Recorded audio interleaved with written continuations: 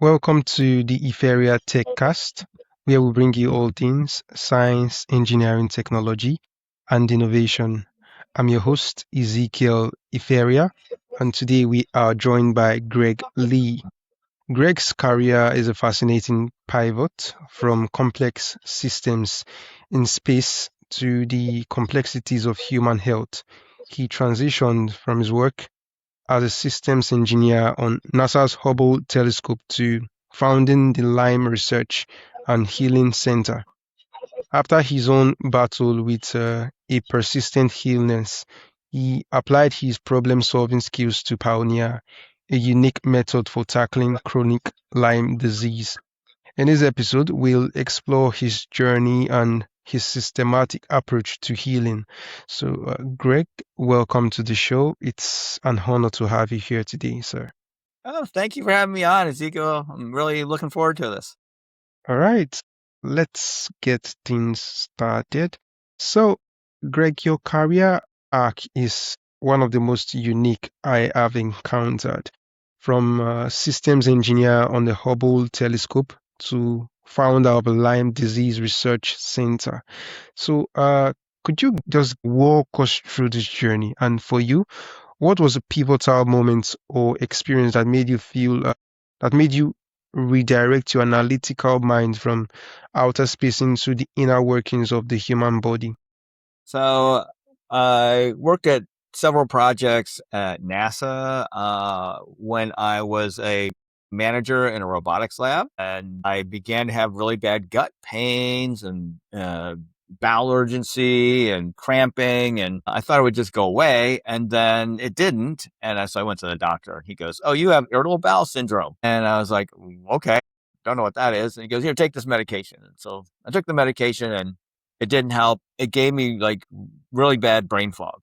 So I'd go to work and I wouldn't get anything done because I had all this brain fog, and I fell behind on projects, and I began to have anxiety and insomnia, and it was like really a really difficult time.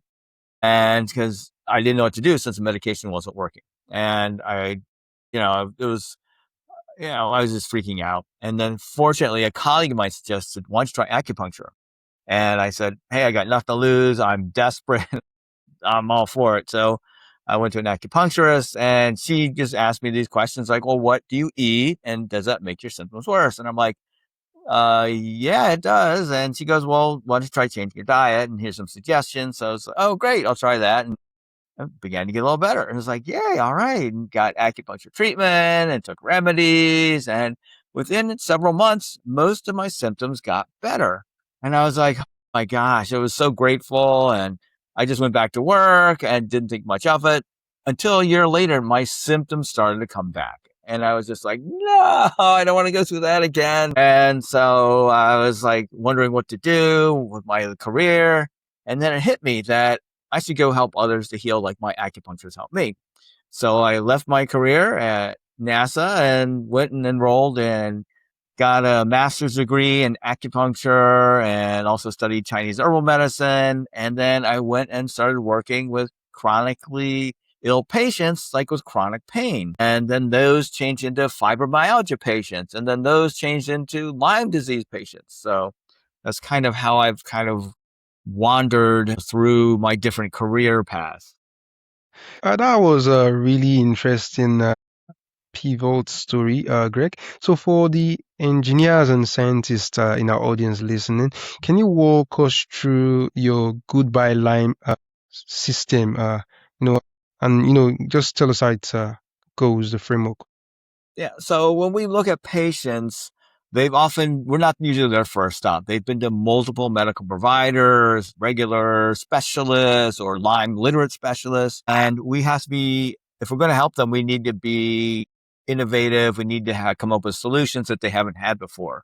So what we often do is we start with the first step, which is using an advanced medical scan to scan the body for 1,000 different infections, toxins, inflammatory compounds, 100 regions of the brain, functional medicine issues, Chinese medicine issues, detox blocks, genetic blocks, all these different things that we found after working with over 1,000 chronic illness patients, these are the main issues that come up over and over again.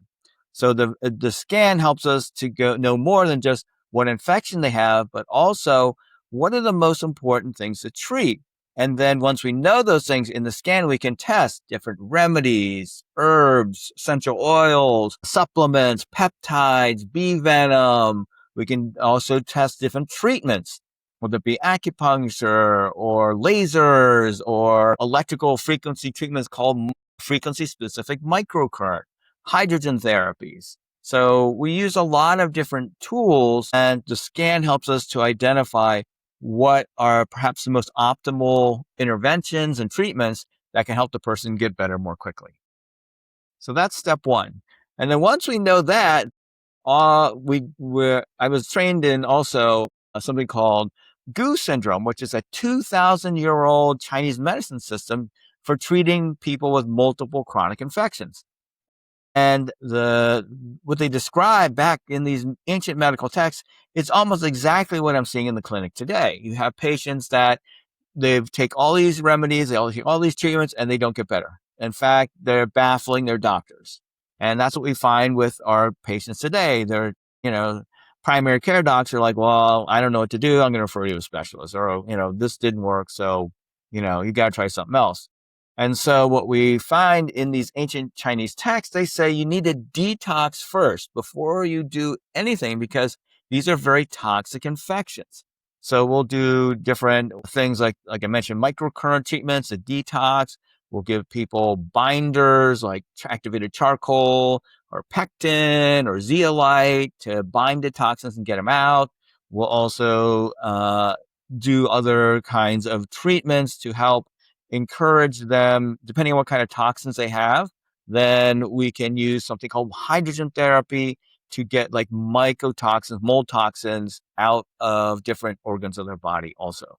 So that's step two. And then that kind of builds a foundation like, okay, now we're opening up these detox pathways.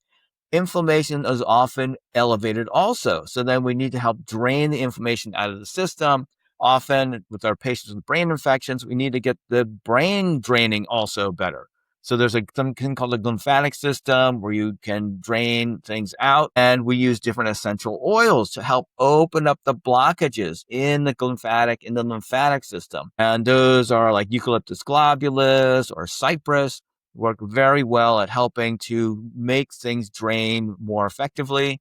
We also use things like homeopathics. There's different ones that help improve lymphatic drainage so that the person doesn't accumulate all this inflammation. They're able to just move it through, and it helps them to heal more quickly.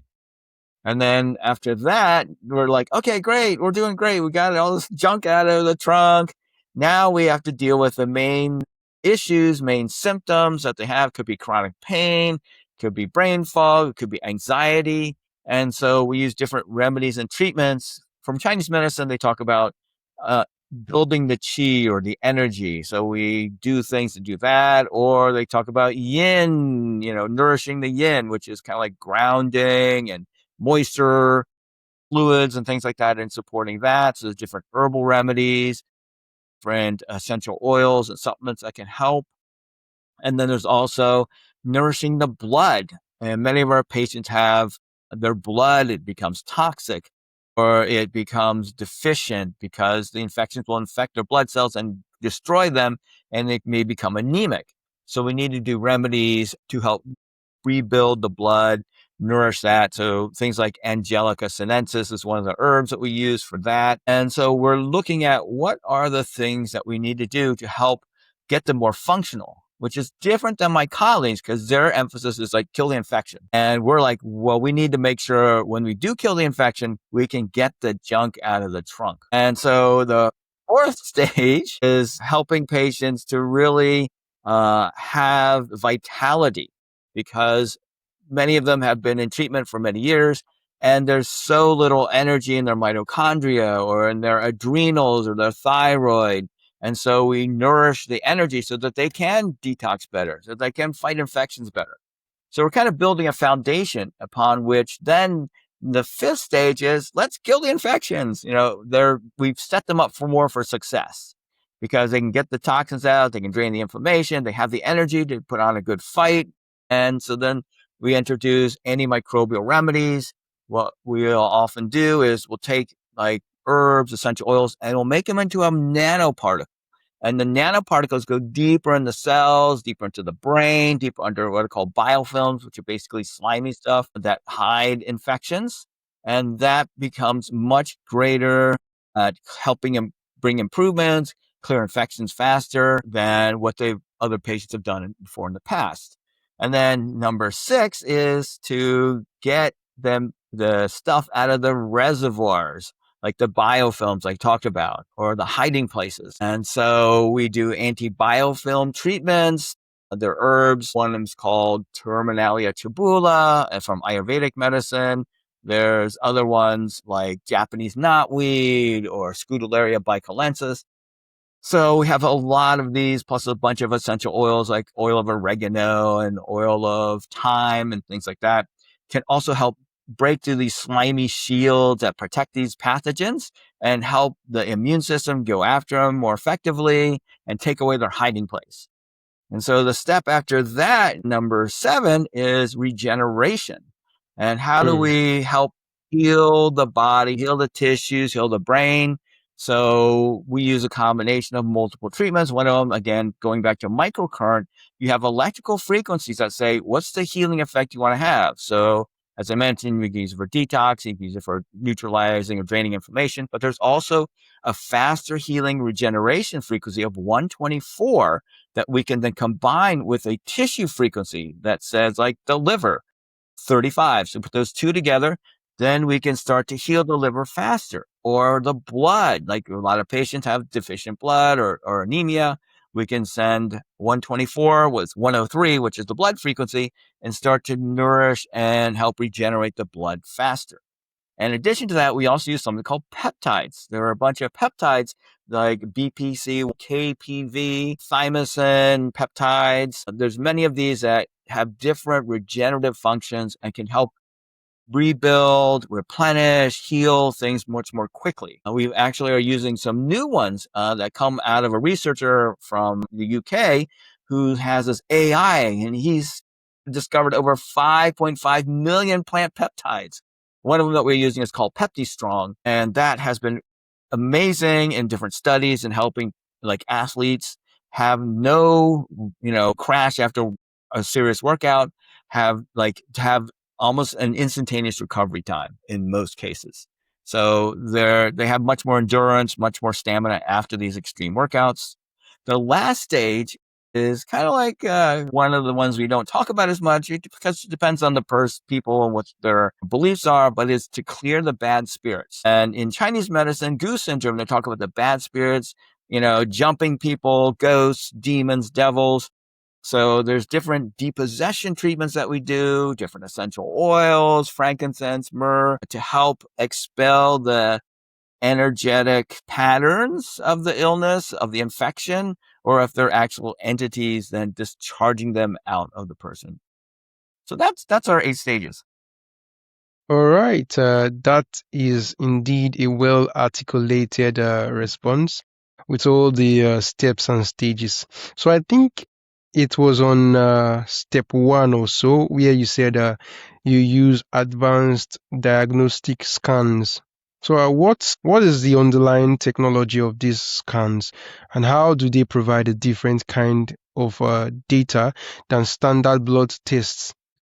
So this uses millions of amps electrical frequencies to scan the body. In blood tests, you're using samples of blood to test for antibody or antibody response, things like that. So it's saying, okay, here's a sense of like, okay, I know what this frequency of, say, Lyme disease, Borrelia burgdorferi is. So I'm going to send out a signal to the body and send, listen for what is the response back. How strong is that response? If it's not there, you don't get there's no response. But if there is that infection there, then you get a much stronger response back. And it gives you like a number based upon, what the response is. And then we can do that every half second. So we can look at Lyme, we can look at co-infection, we can look at mold, we can look at different parasites, we can look at viruses, we can also look at regions of the body, the brain, the gut, and see where are the areas that are most infected, most under what they call stress in the system that we use. And that is the difference, is that it's using electrical, impulses, frequencies to then, it's kind of like, I grew up watching Star Trek. So it's kind of like my model is like the Star Trek medical tricorder and scanning people with things like that. So that's how I would describe it. So, these very low electrical frequencies, you use a hand interface, and that people rarely feel anything, but we can able to get a lot of data back from. All right. So, Greg, I am curious about the intersection of high tech and ancient wisdom. So, how do you reconcile the data from your high tech scans with the principles of Chinese herbal medicine? How do these two seemingly different worlds inform each other in your practice? That's an excellent question. So in the ancient Chinese texts, they write about people having like medical intuition, being able to diagnose people, across different areas that are not near them, in the next, state or county over, whatever it is. And so they write about these high sense perception people. So it's just like, okay, now we have technology that can help validate what may be more an intuitive, medical intuitive can pick up. And we can use that to reinforce, like, okay, how do we correlate that with like blood tests and other scans to show that, hey, there's validity here? And the way we also get validity is patients get better more quickly using the data from these scans than they did for previous treatments or protocols. So for me, it's just kind of like, Chinese medicine isn't like set in stone. It's always been this kind of like, let's take on this thing and add it in, and let's bolt this thing on, and oh, hey, we got this innovation. Let's try this herb, or let's try this, heat therapy, or, so in China hospitals, they do lasers, they do, oxidative therapies, they do all sorts of things in addition to herbs and acupuncture. So it's a unfolding, constantly changing, shifting, growing medicine. All right. Fantastic response. So, Greg, can you share a story of a patient whose case was like a complex puzzle? So, what was the root cause that traditional medicine had missed, and how did your systematic approach finally solve it? So we had a woman who came in, and she struggled for several decades with her diet causing severe symptoms. She would have like dairy, milk, or whatever, and she would vomit immediately. And then she would be barely functional for the next 2 days. And she went to multiple medical providers, GI specialists, functional medicine providers, and it really didn't help her with this kind of condition. So she just had a very limited diet. I mean, she's a healthcare provider, so she, knew how to, change her diet and do research and stuff like that. But still, she's having this severe reaction. So she goes like, I know I need to come to you. So I was like, okay, come on in. So got her in. We did the scan on her. And in the middle of the scan, we found, hey, there's a parasite that looks like it's been in your gut for about 20 years. And her face suddenly changed. And she said, oh my gosh, I got food poisoning on my honeymoon in Jamaica. And we looked at the parasite. It was a Giardia species. And she's like, yeah, it's found in Jamaica. And she was like, oh my gosh, how did you find that? It's like, it's something I would never would have found just looking at her. Or she didn't look like she was that sick. And so based on that, and we also found that she was having an autoimmune reaction in her gut because of the parasite. So whatever food would come in would trigger this, vomiting and this severe toxic, an inflammatory cascade. So we worked with her on giving different treatments like microcurrent for calming the intestines, anti-parasitic essential oils, herbals, also supplements to help stop autoimmune reactions. And so this helped her to then calm her gut, help her to clear the toxins, clear the inflammation, get out the Giardia parasites out of her gut. And it took about 6 months. And I just saw her last month, and she said, you know what? I had dairy and I didn't vomit, and I was fine afterwards. And we were like, yay, woohoo! And this has been 20 years that she's been dealing with this kind of reaction Wow, to this autoimmune gut parasite. fantastic story. So, Greg, looking at the future of healthcare, what is a technology or methodology from another field that you believe could be revolutionary if applied to medicine?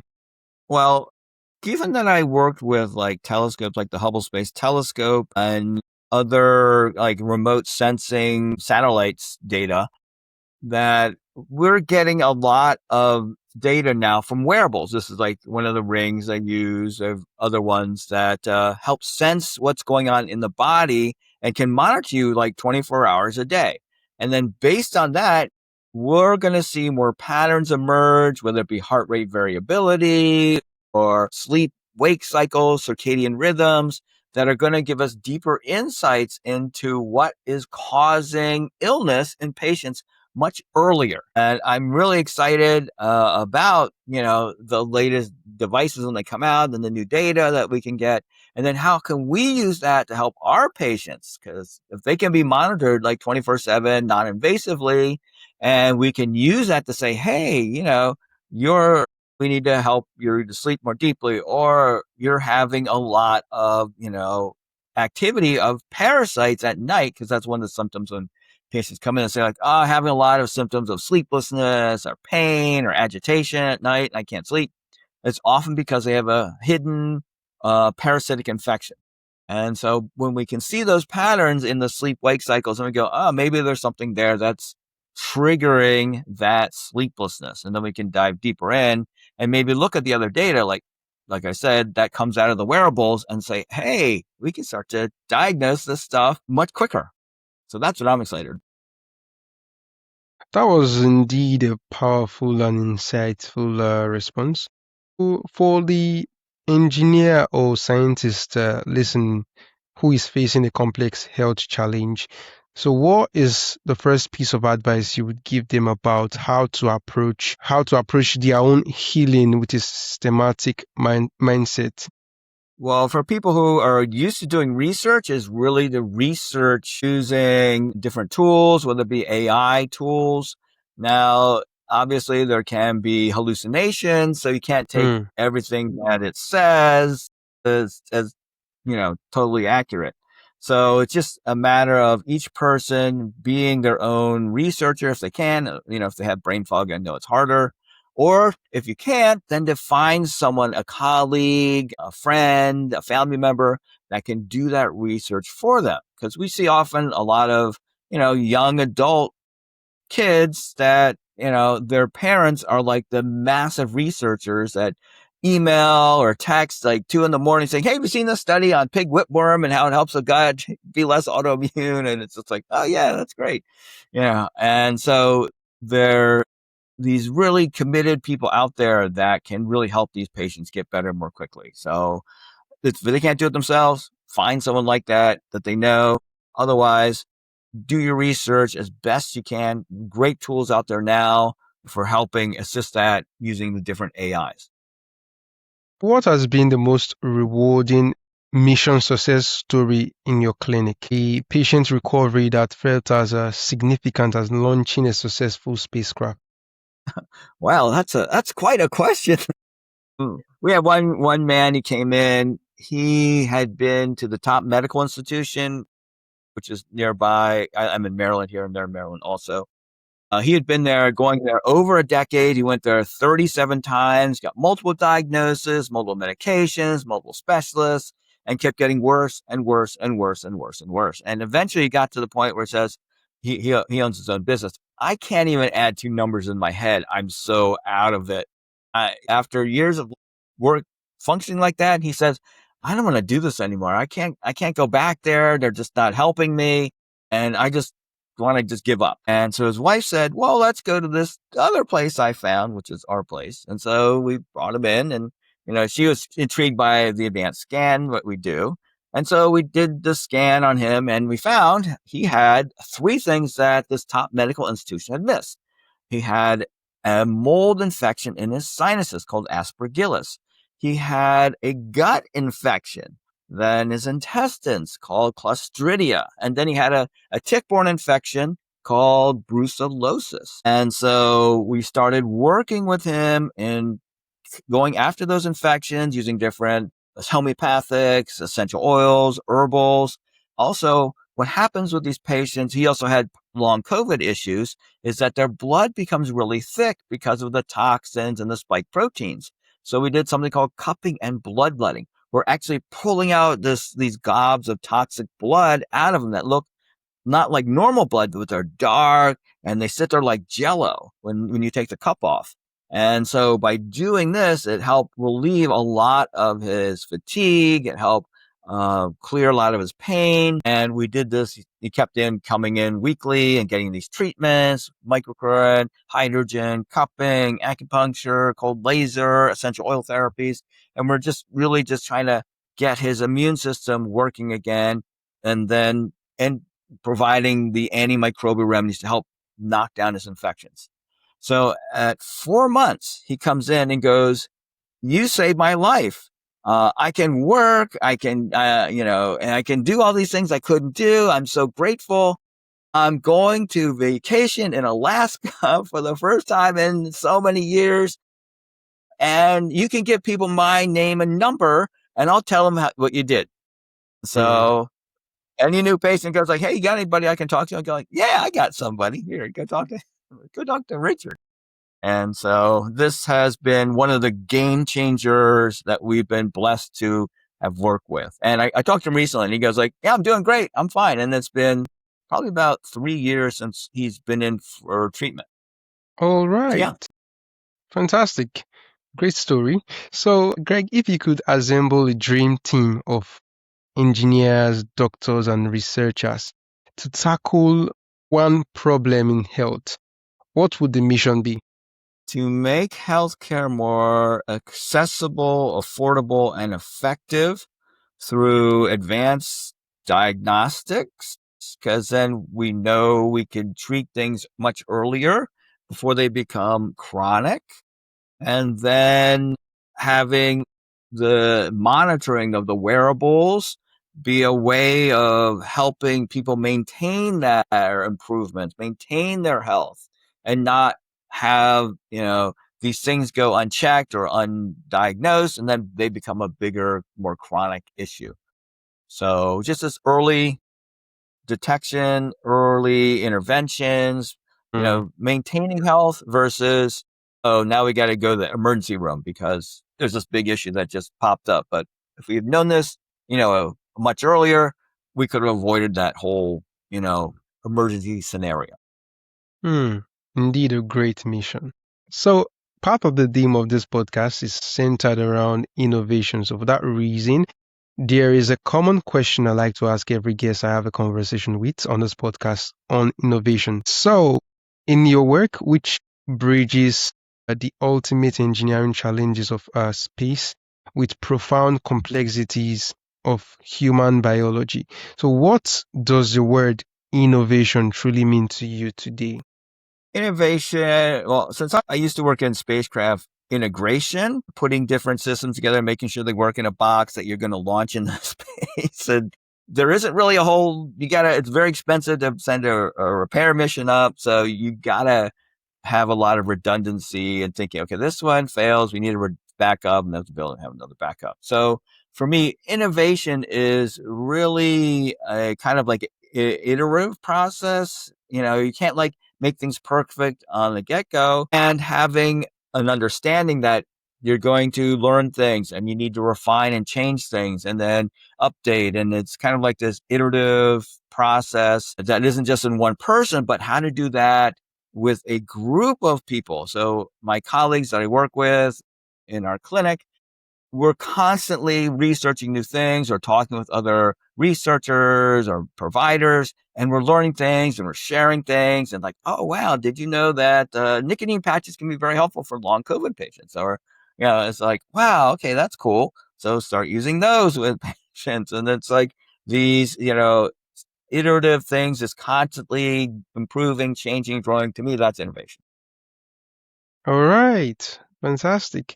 So finally, Greg, for our listeners who want to learn more about your systematic approach to health, so where can they go, find your resources or perhaps connect with you and your work? Yeah.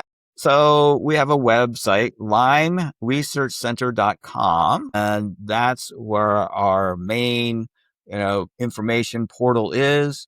We also are available on Facebook at facebook.com, Lyme Research Center. We also have an online community called Heal for Real, where practitioners, patient advocates can learn about our clinical advances, what's working with patients with Lyme disease, mold, co-infections, parasites, viruses, autoimmune illnesses, what treatments are most effective. We do kind of like a foundations of, like, this month, we're doing Bartonella, depression, brain fog, and fatigue. What's working with those patients? Bartonella is a tick-borne infection. Also, get it from animals from bites and scratches. And it can be very challenging, very chronic.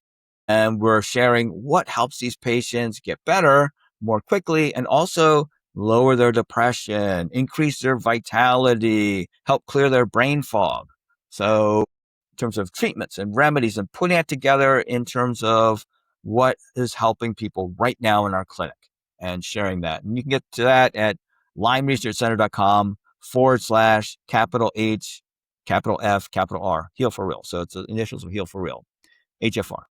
And that is the ways that different people can connect with us and contact us. And we get inquiries all the time on Facebook and email. And so we welcome that. And we look forward to helping people who've been struggling for years despite going to multiple medical providers or doing gazillion tests or doing everything under the sun. Those are the kind of people that we are able to help most of the time, probably like 70% of the time. All right. It's been a really insightful conversation with you, and I am totally excited and honored to have you on the show today. Well, this has been awesome. Thank you so much, Ezekiel.